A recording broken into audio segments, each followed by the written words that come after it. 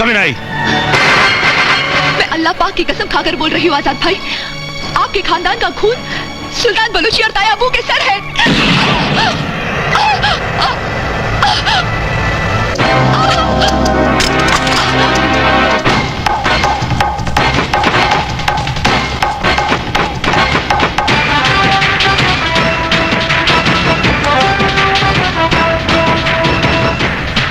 ठीक कह रही थी, बहुत प्यार करता था अपनी इस भतीजी से मैं, मगर क्या करें आजाद, आजादी खून मांगती है।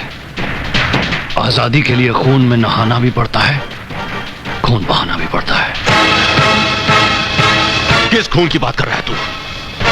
ये खून क्या मेरे माँ बाप का खून? बोल कादरी, किसका खून? मेरी बहन का खून या उसके शौहर का खून? तेरे बहकावे में आकर मैं अपना ही घर जलाता रहा, अपने ही भाइयों का खून बहाता रहा, मगर बहुत हो गया, बहुत हो गया ये सब कुछ। लानत है तुझ पर कादरी, लानत है तुझ जैसे इंसान पर, लानत है तुझ पर।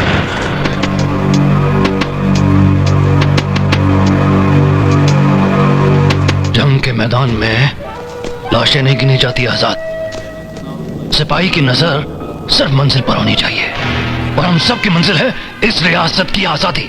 और इस मंजिल को हासिल करने के लिए हमें जितनी भी जानें कुर्बान करनी पड़े हम कर देंगे। और आज बड़े अफसोस के साथ तुझे भी शहीद करना पड़ेगा।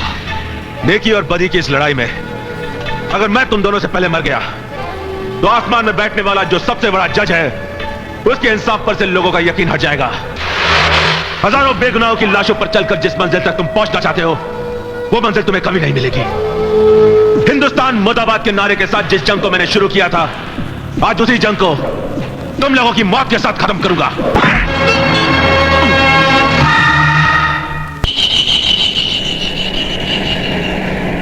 वर्षों से जिसने साथ निभाया उसी। खुश आमदीद, खुश आमदीद कर्नल कज़ाफी, खुश आमदीद। कैप्टन अर्जुन को हमारे साथ देखकर आप चौंक गए। कैप्टन अर्जुन कल तक एक सच्चा देशभक्त था, मगर आज हमारा साथी बन चुका है। और जो हमारा जाबाज साथी था बागी बन चुका है। अब बिल्कुल सही मौके पर आए हैं। आज 15 अगस्त है। आज इस बागी को शहीद करके हम लोग स्याह दिन मनाएंगे। अदरी, इसे मौत के हवाले तुम नहीं, हम करेंगे।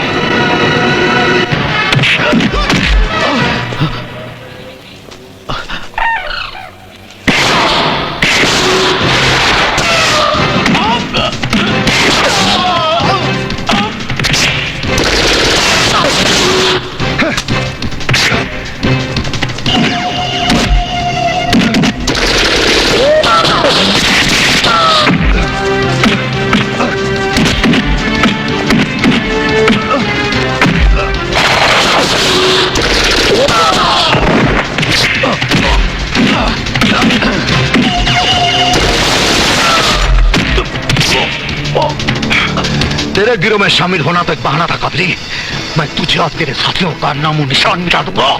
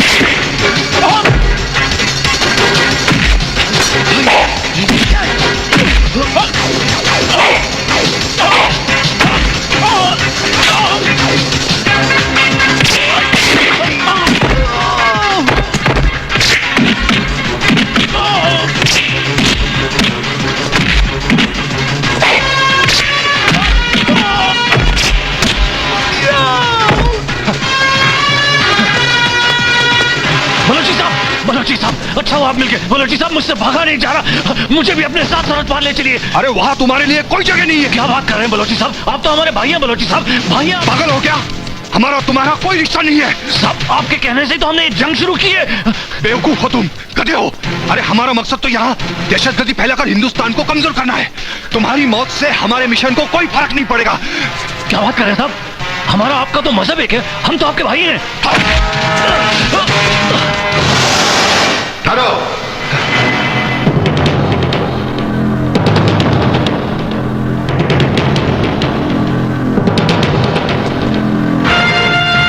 देख लिया कादरी, जिसे तू अपना समझता रहा, ना उसकी नजर में तेरे लिए कोई जगह है, ना उसके वतन में।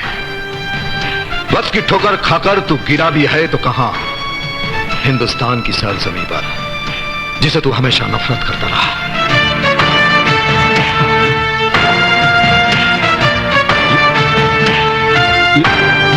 ये लोग ये कहते थे हमारे भाई हैं। मुझे अपनी गलती का एहसास हो गया कैप्टन अर्जुन। अगर यह बात है तो मैं तुझे एक मौका देता हूं, इसे खत्म कर दे।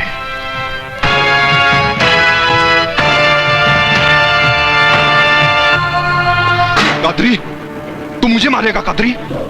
हमारे साथियों, आओ। आजाद भाई, घबराइए मत आजाद भाई, मैं अपने साथ फौज लेकर नहीं आई हूँ, बल्कि आज मैं एक बहुत बड़ी सच्चाई से पर्दा उठाने आई हूँ। जो जुल्म आपके साथ हुआ था, उसकी जिम्मेदार यहाँ की पुलिस नहीं, बल्कि सुल्तान बलूची और ताया अब्बू है। बलूची साहब, ये तस्वीरें देखिए, आप जानते हैं इसे? ये तो होम मिनिस्टर साहब का बॉडीगार्ड है। नाम है नूर मोहम्मद आजाद। अगर ये नौजवान हमारे ग्रुप में शामिल हो जाए तो हमारे बहुत काम आ सकता है। आपकी बात बिल्कुल सही है, लेकिन यह मुमकिन कैसे होगा? मेरे दिमाग में एक मंसूबा है।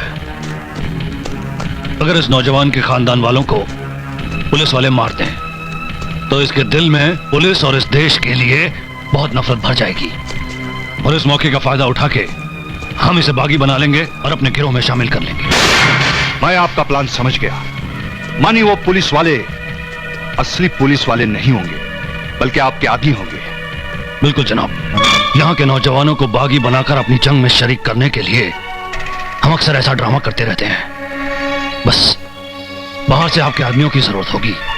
हमारे पास आदमियों की कोई कमी नहीं, जितने आदमी चाहिए आपको मिल जाएंगे, लेकिन किसी भी कीमत पर इस स्टेट को हिंदुस्तान से काटकर हम अलग कर देंगे। आजाद के घर जाकर उसकी आंखों के सामने उसके पूरे खानदान को खत्म कर दो। एक बात ध्यान रहे, आजाद को कुछ नहीं होना चाहिए। ठीक है। नहीं, ये नहीं हो सकता। तू झूठ बोल रही है, और मैं अच्छी तरह से जानता हूं कि इसके पीछे किसकी चाल है। कैप्टन तूफान ने भेजा ना तुझे, मगर वो क्या समझता है? तेरी इन बातों में आकर मैं अपने ही लोगों के साथ बगावत करूंगा?